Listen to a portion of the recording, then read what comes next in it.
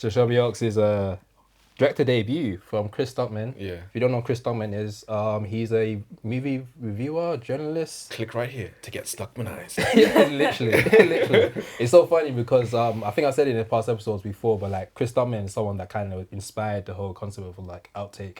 Like watching his reviews when I was younger. Yeah, he's been doing it for years. I used to always watch his reviews. Decade plus, innit? And I was just like, okay, this white man's just talking about movies. You know what? I would love to see a black person do that. And then I was like, oh, I like movies. Let me talk about movies. So I kind of like sprung that. So I was super excited about the fact he's doing his film. Obviously, he broke records because he did a crowdfunding, and he kind of crashed the sites. He made more than he wanted to make for the film, and then Neon, of course, attached himself to it and gave him even more money to finish the film. And now it's out. I went to the screening to go watch it, and what what I'll say is, I enjoyed the concept of it in terms of like it felt like it was gonna be a new way to tell horror films, meaning like it really started off as a documentary style of storytelling, which I thought was cool. It was like found footage. It felt, obviously he comes from a YouTube background. Obviously the main protagonist is kind of like a YouTuber as well. So I thought that was really cool. But from there, the film kind of took a turn for me, which kind of like took me away from it. So I'll say that I'm excited to see what he does next, but I'm not too happy about this film. If anything, I'm kind of slightly disappointed by it. Okay. Have you seen it yet? I haven't, Okay. but like, it's probably a good thing that I didn't go to the screening because I actually scream at horror screenings. Like, you know I'm there because you can hear me, type thing.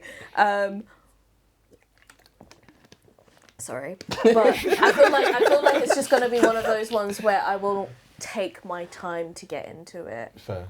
Because there's just so many good stuff going around, like Begonia. Yeah. Wait. Whoa, so we're that was gonna leave. That was a quick segue, just fly through. Wait. Oh, stepsister. Shelby Oaks, Begonia, blood clot.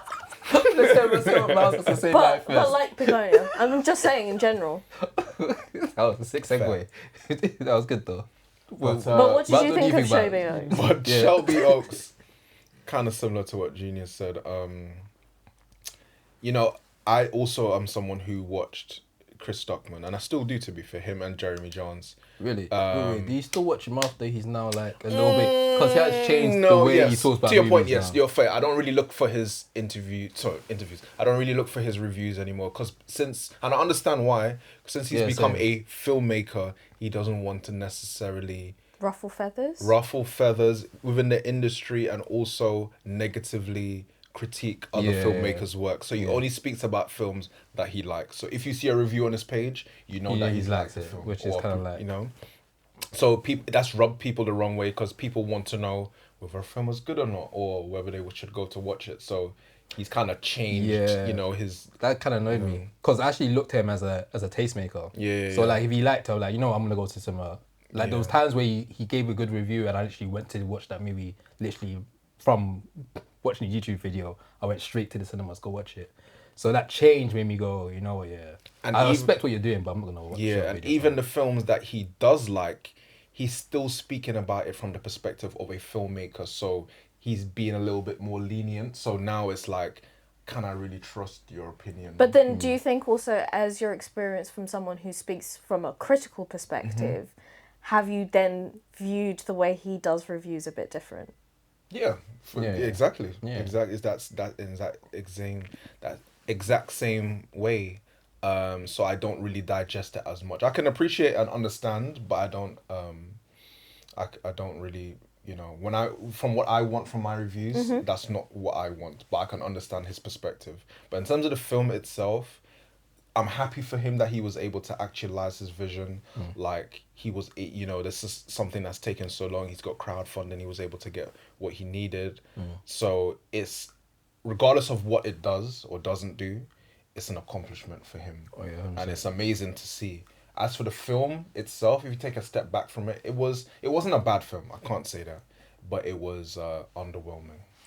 Were there like elements that you actually enjoyed? Because I think that's one thing I'm trying to do now when I'm watching a film, whether I like it or not, is find an element I enjoyed or an element that I feel like could have been a bit better. I like the first 10 minutes. But in terms of like what story building, I think the cinematography, vibe of it was like The found layout. footage, mockumentary. Yeah, I thought that was really cool. Like I said, I thought that was a new way to tell horror films. And I'm like, I watch a lot of horrors. Like I love horrors, so like for the last couple of years now, it seems like horrors are kind of obviously horror's been really great this year, but there is like a format of how you tell horrors. So when he was doing it slightly different and added a new element to it, to the found footage telling of horrors like Bear Witch and like Paranormal Activities, like doing a mockumentary felt like okay, this is kind of cool. When the film that's only happens for 10 minutes and then it's like some slow motion like break montages thing and that stuff, happens, right? yeah, and then the film does become like a normal horror.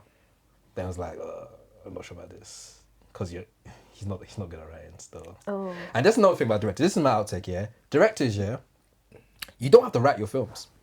You don't have to write and direct. I don't know if people was gassed by certain directors like James Gunn or like I think just Christopher Nolan writes his films. Like, he wrote Sometimes, some of yeah. them. Thomas He wrote Anderson some as or well. his brother in as well, innit?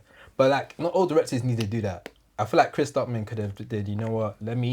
I have the vision of what I want to do. Let me give it to a good writer. And I think like this film had horrible writing. The protagonist I didn't really care about.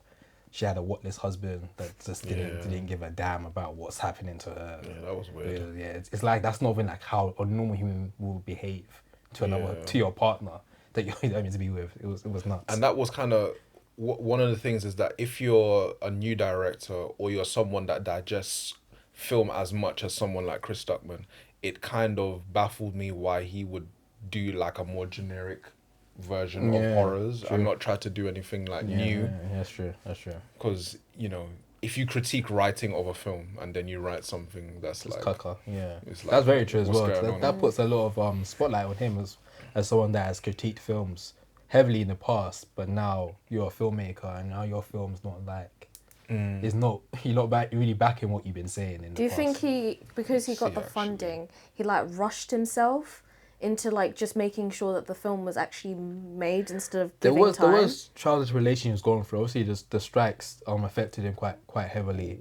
I think this is his first time dealing with a film like this, like with this type of budget. I don't think, from watching his videos, I don't even know if he's used to even working in a team in that type of scale. Like you're a director now, like you call the shots, compared to being like a YouTuber where he just puts up a tripod and just films himself talking to camera.